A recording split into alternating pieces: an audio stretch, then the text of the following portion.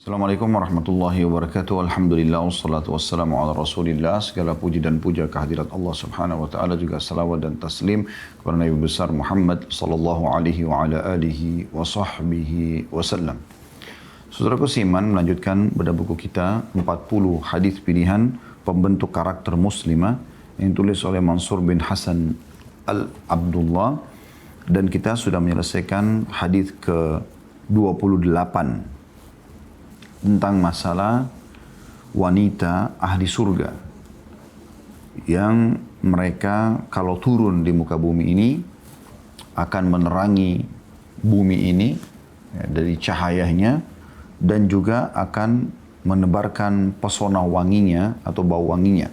Dan sudah panjang lebar kita paparkan tentang ciri wanita ahli surga. Semoga seluruh muslimah dan mukminah dari ummahat dan juga akhwat yang ikuti ta'lim kita ini semuanya insya Allah tidak terkecuali, dan juga muslimat yang lainnya Allah SWT mudahkan untuk memiliki ciri-ciri ahli surga ini.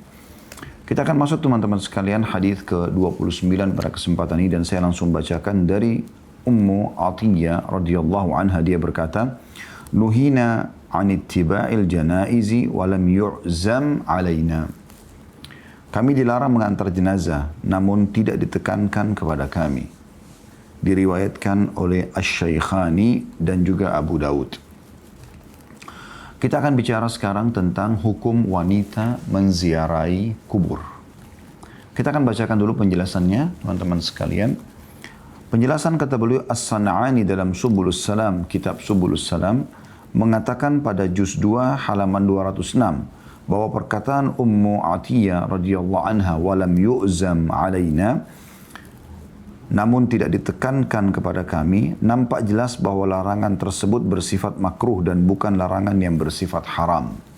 Ini dulu poin pertama. Jadi kalau ada yang mengatakan atau menanyakan bagaimana hukumnya wanita menziarahi kubur, maka kita akan katakan boleh, tetapi hukumnya makruh bagi mereka. Ya. Karena di sini beliau mengatakan nuhina, kami dilarang an ittiba'il janaiz, untuk mengikuti atau mengantar jenazah, walam yu'zam alaina, dan belum ditekankan atau dilarang kepada kami. Jadi mengantar jenazah sendiri hukumnya makruh, ya, hukumnya makruh bagi kaum wanita. Seakan-akan ia memahami dari indikator hadis tersebut. Jika tidak demikian, maka asal hukum tersebut adalah haram. Kalau seandainya Ummu Atiyah tidak mengatakan dan tidak ditekankan bahwa kami maksudnya tidak dilarang secara tegas kepada kami, maka tentu saja hukumnya menjadi haram. Dan yang berpendapat bahwa hal tersebut hukumnya makruh adalah jumhur ahli ilm atau umumnya ulama.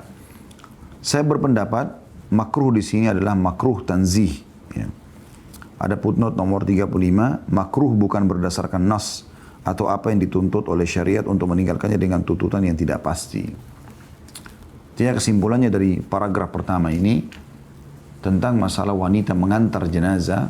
Nanti kita akan bahas juga ziarah kubur. Tadi di awal mohon maaf saya keliru membahas tentang ziarah kuburnya ya.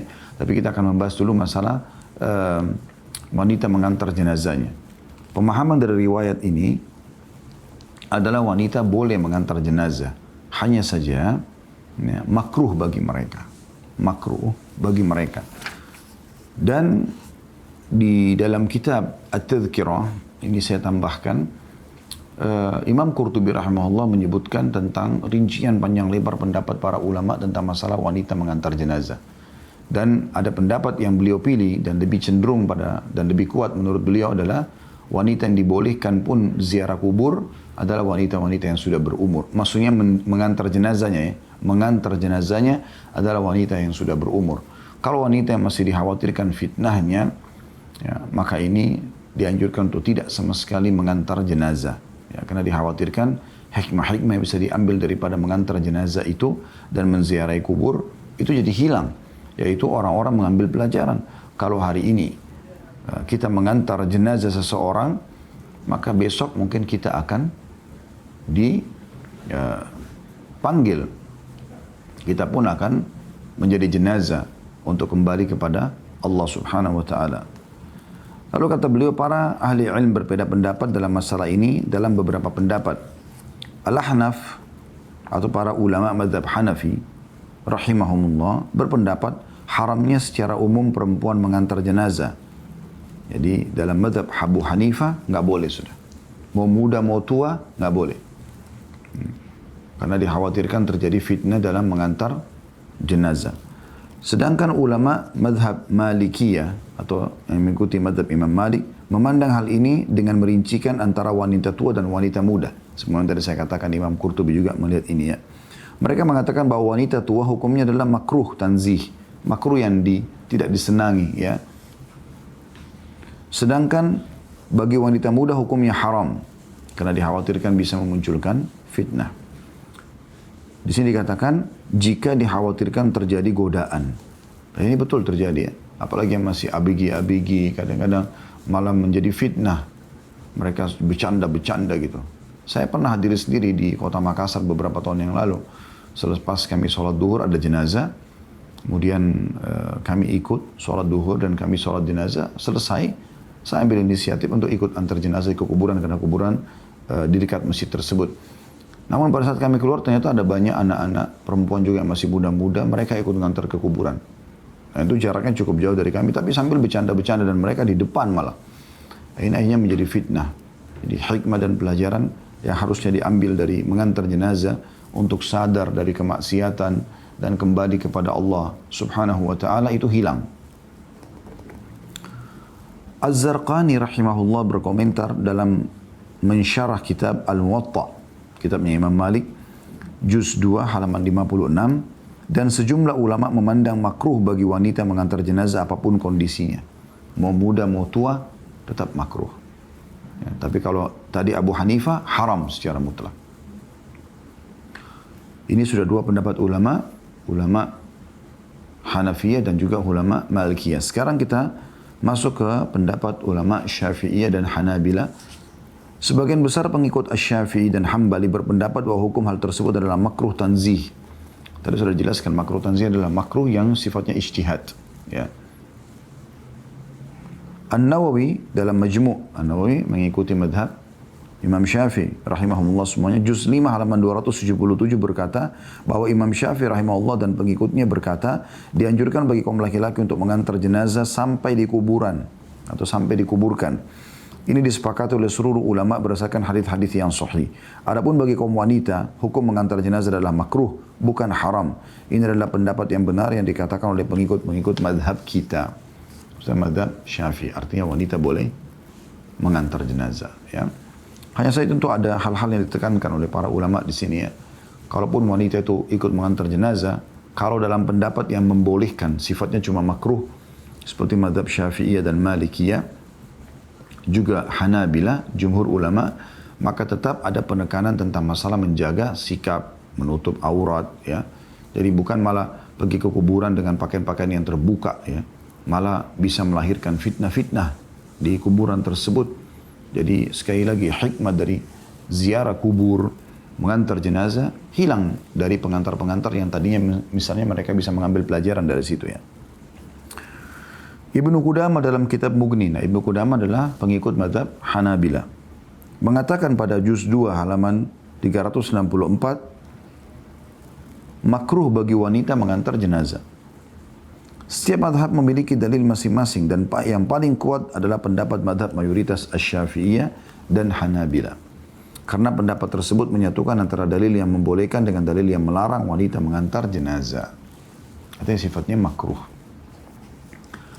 Jadi kalau makruh itu definisinya kalau dalam fikih kan meninggalkannya dapat pahala gitu kan.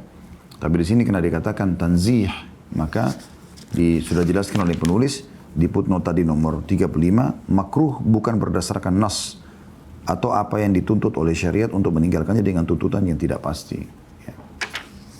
Intinya makruh teman-teman sekalian supaya mudah difahami bagi wanita mengantar jenazah. Karena umumnya biasa wanita itu kan lebih lemah secara kejiwaan. Ya, mungkin dia sedih berlebihan, mungkin dia histeri, mungkin dia bisa melakukan sikap-sikap di luar kontrol. Ya. Di luar kontrol, itu wajar terjadi bagi kaum wanita. Makanya pada saat Rasulullah SAW meninggal, wanita terbaik umat ini, Fatimah Az-Zahra. Tentu bersama dengan ibunya Khadijah dan para istri Nabi yang lain, tapi ini dipuji sebagai wanita yang telah sempurna akalnya. Sempat meneteskan mata dan menangis sambil mengatakan kepada para sahabat, apakah bisa jiwa kalian menerima, kalian menutupkan tanah di atas jasad Rasulullah SAW sambil beliau menangis radhiyallahu anha. Nah, itu wanita yang luar biasa keimanannya, Fatimah Al-Batul Az-Zahra radhiyallahu anha. Bagaimana dengan wanita-wanita yang masih lemah secara keimanan? Ya, bisa saja mereka berlebihan dalam sedih atau malah mereka menjadi fitnah. Dirikan-dirikannya, godaan-godaannya, ini bahaya sekali lingkungan tubuhnya. Semua bisa menjadi fitnah yang besar. Adapun dalil yang dipakai oleh ulama Ahnaf atau madhab Hanafi yang mengatakan haram secara mutlak adalah hadis yang diriwayatkan oleh Anas bin Malik radhiyallahu anhu, anna Nabi sallallahu alaihi wasallam ra'a niswatan fi jinazatin faqala atahmilnahu qulna la qala atadfinnahu qulna la qala farji'na ma'zuratin ghaira ma'jurat. Bahwa Nabi SAW melihat para wanita di dalam rombongan pengantar jenazah. Lalu beliau berkata, apakah kalian akan membawa jenazah tersebut? Memikul enggak? Maka kata mereka, tidak. Ya. Lalu kata Nabi SAW, apakah kalian akan menguburkannya? Mereka mengatakan tidak. Maka kata Nabi SAW, pulanglah kalian dalam keadaan berdosa dan tidak mendapat pahala. Jadi hadits ini dipegangi oleh ulama Hanafiyah bahwasanya Nabi SAW marah di sini kepada para wanita yang mengantar jenazah. Sebenarnya mereka tidak berfungsi maksimal, tidak memikul jenazah, tidak juga menguburkannya. Jadi artinya fungsinya tidak maksimal gitu. Namun hadis ini adalah hadis yang dhaif, tidak bisa dijadikan sebagai hujjah kata penulis. Diriwayatkan oleh Abu Ya'la dan bisa dilihat dalam Fathul Bari, Syarah Sahih Bukhari di juz 3 halaman 182. Juga hadis Ummu Atiyah radhiyallahu anha sangat jelas sekali menunjukkan hukum makruh di sini adalah makruh tanzih berdasarkan perkataannya, nahana Rasulullah SAW an ittiba'il janaizi wa lam yu'zam alaina. Rasulullah SAW melarang kami mengantar jenazah, namun tidak ditekankan kepada kami. Maksudnya tidak ada larangan yang jelas itulah dalam masalah ini. Al-Hafidh berkata dalam kitabnya pada juz 3 halaman 145, jelas sekali bahwa pendapat perselisihan antara para ulama adalah di mana kerusakan dapat diamankan dan kepadanya pembahasan itu dibawakan. Artinya seseorang harusnya dari kaum wanita memahami kalau ziarah kubur, mengantar jenazah adalah sesuatu yang dibolehkan di dalam Islam bagi laki-laki dan perempuan. Kalau laki-laki sangat ditinggalkan, kalau perempuan dimakruhkan. Ya, kalau perempuan dimakruhkan artinya kalau anda betul-betul darurat harus ke kuburan sebagai wanita karena mengantar jenazah, misalnya ayahnya meninggal, anaknya meninggal, saudaranya meninggal, dia merasa sedih sekali, dia nggak bisa gitu, kecuali harus ngantar juga ikut. Maka itu boleh saja, dan itu juga dipastikan tadi saya sudah katakan tutup aurat, tidak menjadi fitnah bagi orang lain, dia juga bisa mengontrol kesedihannya. Ya, ini ada hal-hal yang ditekankan oleh para ulama karena berbahaya sekali kalau mereka lepas kontrol, ya, maka akan hilang hikmah daripada mengantar jenazah tersebut. Ini satu sisi. Sisi yang lain teman-teman sekalian, khusus bagi yang meninggal suaminya ini mutlak. Dianjurkan untuk tidak sama sekali mengantar jenazah suaminya. Kalau suaminya. Karena memang begitu suami meninggal, maka mereka wajib tinggal di rumah selama 4 bulan 10 hari.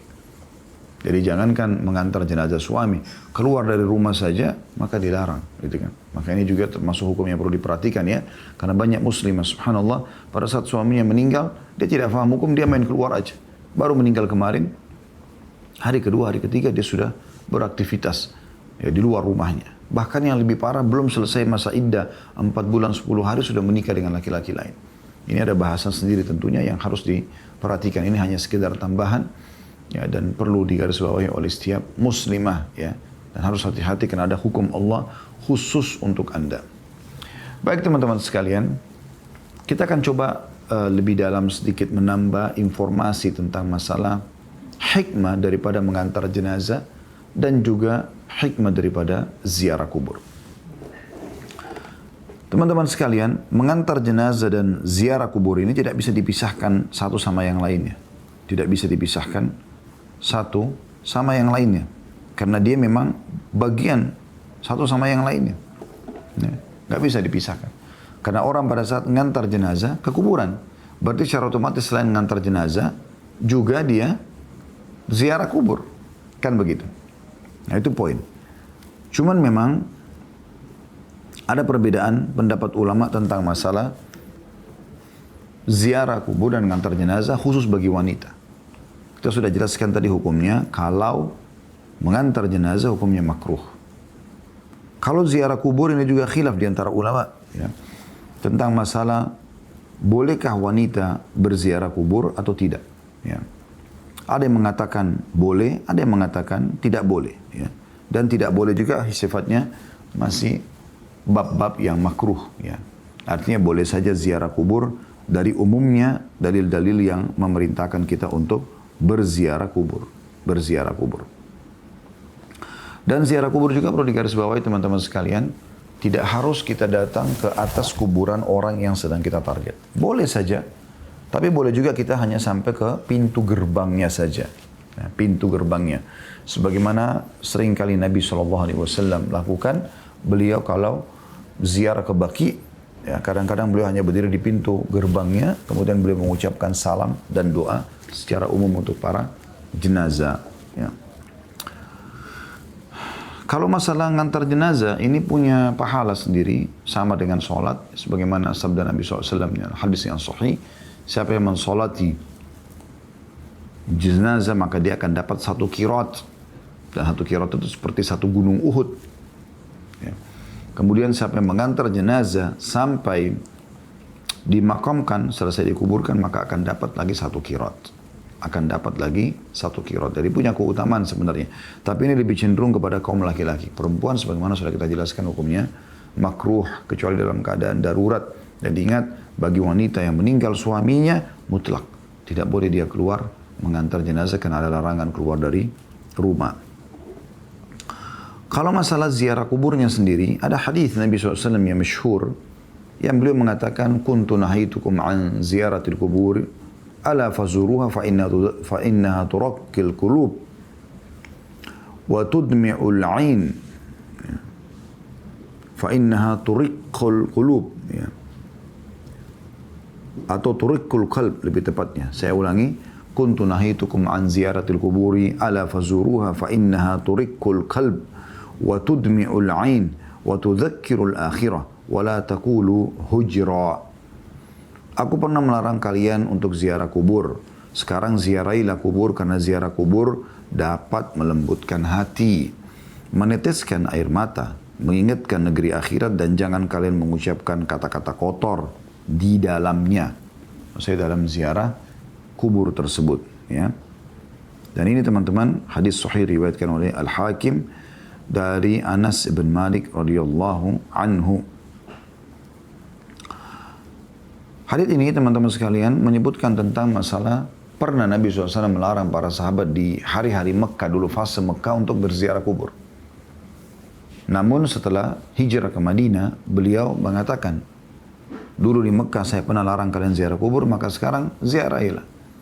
Tentu mungkin banyak hal-hal pada saat itu ya, karena di Mekah masih sedikit sekali dia kaum muslimin, dan kebanyakan kuburan itu adalah kuburan orang-orang kafir.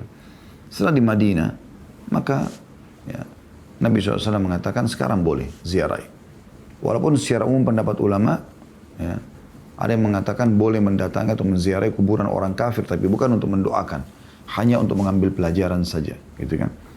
Umumnya anjuran yang dalam hadits ini yang bisa melunakkan hati, membuat mata menangis, ya, kemudian mengingat akhirat, ini adalah kuburan kaum muslimin. Kita ziarah kubur mereka, karena di dalam kuburan tersebut teman-teman sekalian ya, ada orang-orang yang seperti kita dulu, baik orang tua kita atau orang lainnya. Mereka seperti kita, hidup dan punya angan-angan, punya suka duka dalam kehidupan, punya ketaatan dan pelanggaran. Maka kita ambil pelajaran dari mereka. Dan yang terpenting adalah kita coba melakukan ibadah sebaik mungkin. Seperti si mayit atau lebih daripada dia semasa dia hidup. Dan juga kita menghindari apapun pelanggaran yang pernah dia lakukan. Jangan sampai terulang pada kita. Ya. Ini pelajaran penting yang harus diambil dari mengantar jenazah dan juga menguburkan atau menziarahi kubur. Makanya Hasan Basri rahimahullah pernah mengantar jenazah, kemudian beliau sambil berzikir, tapi pribadi saja. Beliau berzikir. Ada orang di sebelahnya anak muda, mendengar itu lalu mengatakan, wahai imam, kenapa anda berzikir? Maka kata beliau sebagai nasihat, ya, berzikirlah wahai anak muda, karena sesungguhnya yang sedang kita antar sudah tidak bisa berzikir lagi. Jadi kita ambil pelajaran, ya, bagaimana memang dia bisa melunakkan hati kita. Menghilangkan kesombongan, menghilangkan cinta dunia yang berlebihan, menghilangkan permusuhan-permusuhan. Toh kita juga akan jadi jenazah. Dan luar biasanya teman-teman, mengingat akhirat, mengingat alam kubur, mengingat alam mahsyar, ya, mengingat semua hari kita kembali kepada Allah SWT ini.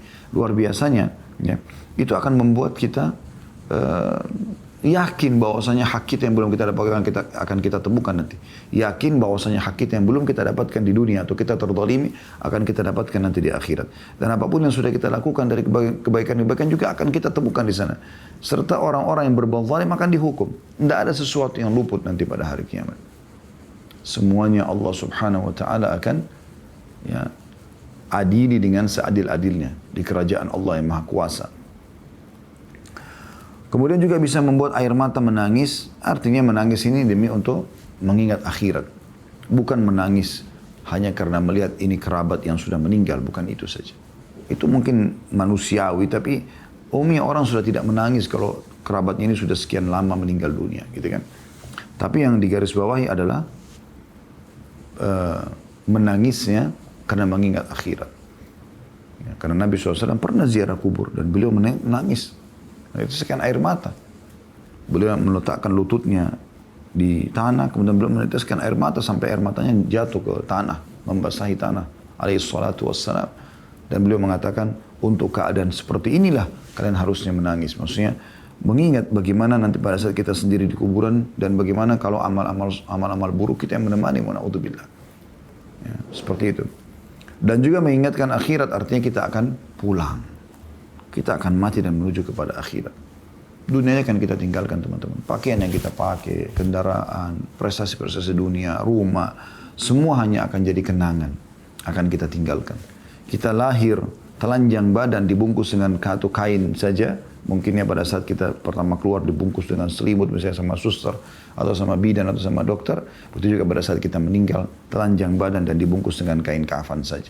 Tidak ada satupun perhiasan, jam tangan, cincin, kalung, gelang, apa saja, pakaian yang bermerek, apalah, topi, kopiah, jubah, surban, apa, buku-buku, semuanya, kendaraan, fasilitas di rumah, di kantor, semua akan kita tinggalkan.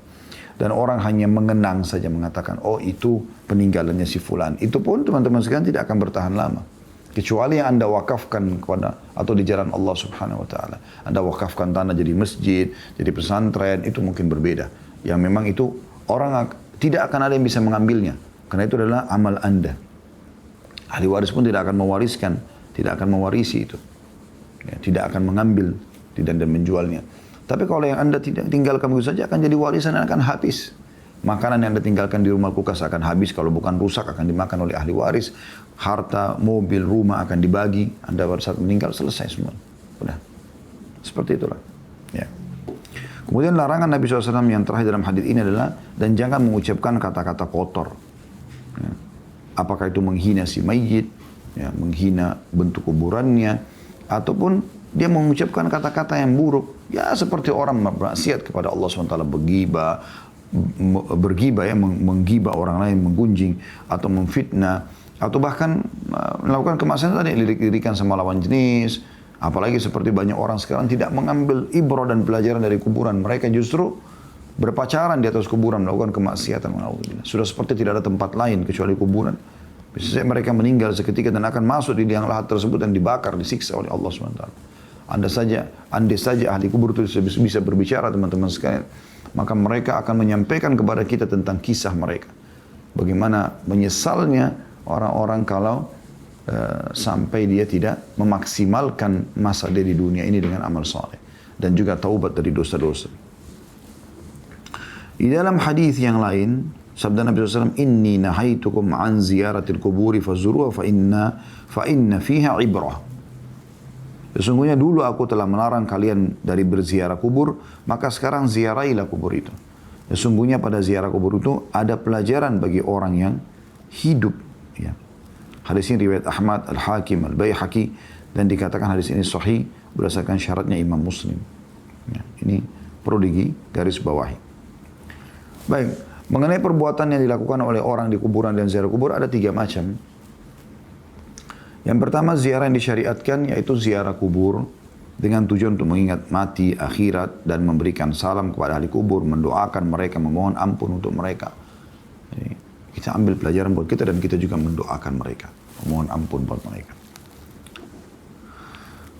Ada ziarah yang dilarang, tidak sesuai dengan apa yang dianjurkan oleh Nabi SAW, sehingga mereka menjadikan segala macam hal di kuburan tersebut yang tidak ada anjurannya, bahkan melanggar apa yang Nabi SAW larang, seperti membangun-bangun kuburan, memberikan lampu, ya, kemudian mewarnainya dan segala macam.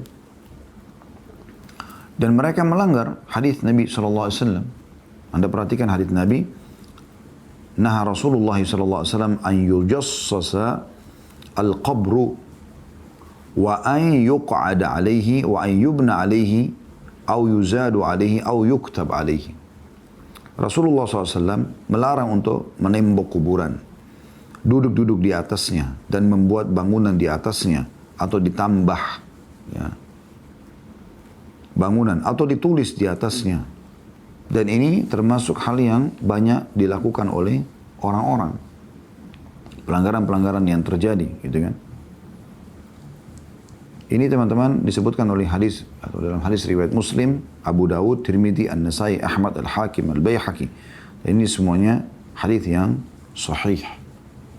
Ini harus hati-hati teman-teman sekalian karena banyak orang yang tidak memperhatikan tentang pelanggaran-pelanggaran pada saat dia ziarah kubur. Ya. Kemudian juga banyak orang yang kadang-kadang melakukan perjalanan jauh khusus untuk menziarahi sebuah kuburan. Yang kuburan ini sebenarnya tidak dianjurkan untuk didatangi. Kecuali kuburan Nabi SAW berbeda. Kita memang ke Madinah. Kuburan Baqi yang Nabi SAW sering kuburi, ziarahi itu. Atau kuburan kerabat Anda. Atau ada kuburan di dekat rumah Anda yang sering Anda lewatin. Itu lain. Tapi kalau Anda jauh-jauh pergi ke satu negara khusus untuk menziarahi satu kubur saja, ini bertolak belakang dengan hadis Nabi SAW. Kata beliau, "Tashuddur rihalu illa ila 3 masajid, Masjidil Haram, Masjidil Hada, wa Masjidil Aqsa." Tidak boleh mengadakan safar atau perjalanan dengan tujuan ibadah kecuali ke 3 masjid. Masjidil Haram, masjidku ini, Masjid Nabawi, dan juga Masjidil Aqsa. Ya. Hadis yang sangat masyhur diriwayatkan oleh Bukhari dan Muslim. Kemudian teman-teman sekalian, yang juga perlu digaris bawahi adalah yang ketiga, ziarah kubur yang bisa sampai membawa pada kesyirikan. Seperti misalnya mereka memang mempersembahkan sesuatu, sesajen buat si mayit, atau berdoa meminta kepada si mayit, "Wahai fulan, selamatkanlah saya, panjangkanlah umur saya." Atau mereka tawaf di sekitar kuburan, yang kuburan Nabi SAW saja sahabat tidak pernah contohkan bertawaf, gitu kan. Atau misalnya mereka menyembelih kurban di situ, bernadar di situ. Dan ini semuanya teralihkan dari tujuan utama daripada ziarah kubur itu. Nah, jadi Anda kalau ziarah kubur, murni Anda ziarah kubur saja dan tidak boleh melebih-lebihkan. Anda ambil pelajaran buat Anda dan Anda cukup berdoa. Berdoa sepanjang apapun Anda berdoa buat si mayit, silahkan. Tapi jangan Anda lakukan pelanggaran-pelanggaran agama yang tadinya ibadah bisa berubah menjadi perbuatan dosa. Ya.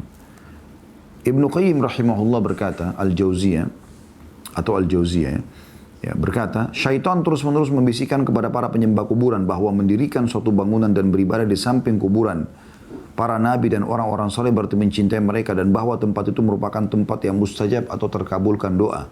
Kemudian dari tingkat kepercayaan itu, syaitan mengalihkan mereka menuju berdoa kepada Allah melalui perantara orang soleh yang di kuburan itu dan bersumpah dengan nama Nabi atau orang soleh agar Allah mengabulkan doanya. Padahal Allah SWT adalah zat yang maha agung. Tidak boleh seorang pun dari hambanya bersumpah dengan nama makhluknya. Dan tidak boleh seorang pun memohon kepada makhluknya. Karena yang berhak mengabulkan doa hanyalah Allah Subhanahu wa ta'ala. Jadi ini Ibnu Qayyim rahimahullah menekankan sekali masalah itu. Setelah kepercayaan seperti tersebut tertanam di hati mereka, syaitan membujuk mereka agar memanjatkan doa dan menyembah kepada orang soleh yang telah dikubur itu. Dan memohon syafaat atau pertolongan darinya, bukan dari Allah. Serta menjadikan kuburannya sebagai berhala yang diterangi lampu atau lentera dan batu nisannya diselimuti kain. Lalu dilakukan tawaf padanya, diusap, disentuh dan dicium. Bahkan dilakukan ibadah haji kepadanya dan disembelihkan kurban di sisinya. Ini kata Ibnu Qayyim rahimahullah, bukan perkataan saya. Setelah keyakinan itu mantap dalam hati mereka, syaitan mengalihkan, yaitu mengajak mereka agar menyembah kuburan itu dan menjadikannya sebagai tempat perayaan dan upacara ibadah. Mereka pun memandang hal itu lebih bermanfaat bagi kehidupan dunia dan akhiratnya. Semua perbuatan yang telah dilakukan mereka itu bertentangan dengan apa yang diajarkan oleh Rasulullah SAW yang memerintahkan untuk memurnikan tauhid dan agar tidak beribadah melainkan hanya kepada Allah Subhanahu wa taala. Ini perkataan beliau, ya. Setelah kepercayaan itu mantap pun dalam hati mereka, syaitan mengalihkan mereka lagi bahwa orang yang melarang perbuatan tersebut berarti telah merendahkan orang-orang yang memiliki derajat dan martabat yang tinggi dan menjatuhkan mereka dari kedudukan mereka tersebut serta menganggap mereka tidak mempunyai nilai kekeramatan maupun kemuliaan. Jadi akhirnya mereka bertahap, ya, mereka tadinya mengkultus kuburan tersebut, ya, kemudian orang mati tersebut, kemudian kuburannya, dan akhirnya sampai membenci orang-orang yang mengingatkan mereka tentang kesalahan-kesalahan tadi. Akhirnya orang-orang musyrik itu marah dan hati mereka jijik memandang orang yang mengajak kepada tauhid.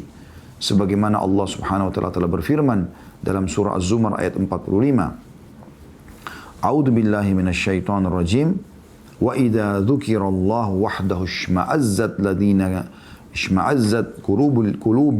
اشمعزت قلوب الذين لا يؤمنون بالآخرة وإذا ذكر الذين من دونه إذا هم يستبشرون. Dan apabila nama Allah disebut, kesallah hati orang-orang yang tidak beriman kepada kehidupan akhirat. Dan apabila nama sesembahan-sembahan selain Allah yang disebut, maka hati mereka girang. Ya, subhanallah, orang yang sampai pada batas melampaui, ya, koridor syar'i dalam ziarah kubur, maka mereka akan disesatkan oleh syaitan. Bahkan mereka menganggap perbuatan mereka baik.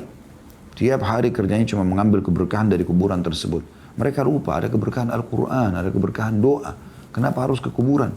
Kalau anda yakin pemilik kuburan tersebut bisa berikan manfaat, bagaimana dengan Allah pemilik kuburan tersebut, pemilik tanahnya yang menciptakan, dan juga jenazah yang ada dalam kuburan itu adalah, ya, jelas-jelas hamba Allah Subhanahu wa taala. Bahkan Imam Nawawi rahimahullah berkata, seorang yang terkenal sebagai tokoh dalam mazhab Syafi'iyah berkata, saya heran dengan orang-orang yang terus meminta pada jenazah walaupun itu orang saleh, sementara dia tahu yang dalam kuburan adalah manusia seperti dia yang sudah menjadi tulang belulang, tidak akan bisa memberikan manfaat kepada dia, ya. Jadi seperti itu kurang lebih yang banyak sekali terjadi, dan Allahul Musta'an, mereka terus saja tidak mau tahu tentang masalah seperti ini, dan akhirnya yang tadinya bisa mendapat pahala malah mendapatkan dosa di sisi Allah Subhanahu wa taala. Ya, ini pelajaran kita insyaallah yang kita pelajari pada kesempatan ini. Semoga Allah Subhanahu wa taala menjaga kita agar selalu saja istiqamah di atas agama Allah Subhanahu wa taala, dan kita betul-betul menjaga, ya, apapun yang ingin kita kerjakan sesuai dengan sunnah Nabi SAW. Jangan yang lainnya. Jangan yang lainnya. Kita berusaha betul-betul sesuai dengan apa yang Nabi SAW ajarkan saja. Beliau ziarah kubur, ikuti caranya. Cara Nabi SAW, Anda boleh baca semua riwayat berhubungan dengan ziarah kubur Nabi SAW. Beliau datang ke Baqi, beliau menziarahi kuburan Baqi, kemudian beliau mengucapkan salam, mendoakan mereka, kemudian beliau meninggalkan tempat tersebut. Beliau juga pernah menziarahi kuburan para syuhada Uhud, beliau mengucapkan salam, dan kemudian beliau meninggalkan kuburan tersebut. Tidak pernah satu kali pun Nabi SAW mengambil tanahnya, mengatakan ini tanah berkah, ya, karena darah syuhada tertumpah di Uhud misalnya, atau kuburan Baqi, ya, yang jelas-jelas beliau mendoakan semoga Allah merahmati penghuni Baqi, dan doa itu berlaku sampai hari kiamat siapapun yang dikubur di sana. Ya, begitu juga pada saat beliau SAW meninggal, Belum pernah ada satupun riwayat para sahabat datang mengambil tanah kuburannya Nabi SAW atau batunya. Belum pernah Aisyah radhiyallahu anha itu, Ummul Mukminin yang kita tahu semuanya, wanita suci, wanita mulia. Beliau, Nabi SAW dikubur di kamar beliau, di rumah beliau, radhiyallahu anha. Karena memang semua nabi-nabi dikubur di mana mereka meninggal, gitu kan. Jadi ini kuburan Nabi SAW, ya, di sebelahnya adalah ranjang tidurnya Aisyah radhiyallahu anha. Dan beliau masih hidup setelah Nabi SAW cukup lama. Beliau hidup terus sampai masa Muawiyah. Jauh sekali, ya. Puluhan tahun setelah Nabi SAW meninggal. Dan belum pernah satu kali pun ada riwayat yang di mana Aisyah mengatakan, ya, ini kuburan Nabi SAW, ambillah tanahnya, datanglah. Para sahabat datang mengucapkan salam lalu mereka pergi. Mereka tidak pernah melakukan hal-hal yang banyak dilakukan oleh kaum muslimin di zaman sekarang. Kalau itu kuburan Nabi saja, begitu mereka mencontohkan kepada kita, para sahabat yang lebih tahu dan lebih faham ya, apa yang disampaikan oleh Nabi SAW, maka bagaimana dengan kita teman-teman sekalian. Oleh karena itu murnikan ibadah Anda kepada Allah Subhanahu Wa Taala, ikuti panduan supaya Anda tidak keliru.